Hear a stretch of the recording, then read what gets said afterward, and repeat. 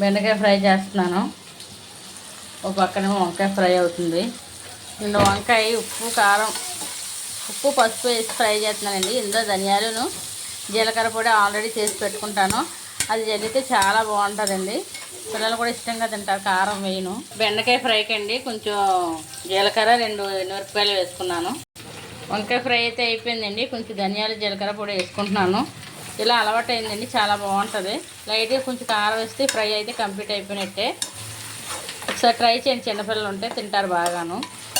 చూసారా, నేను ఎండుమిరపకాయలు కారం కొట్టుకున్నది మాత్రమే వేసుకున్నాను, పచ్చికారం.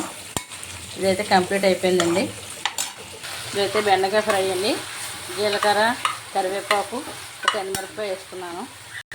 ఒక దాని మీద పొటాటో ఫ్రై చేసానండి. ఇంకో దాని మీద బెండకాయ ఫ్రై కంప్లీట్ అయిపోతుంది. 4 స్టవ్లు ఉండడం వల్ల ఇదే ఉపయోగం. నచ్చితే చిన్న లైక్ ఇవ్వండి ప్లీజ్. సబ్స్క్రైబ్.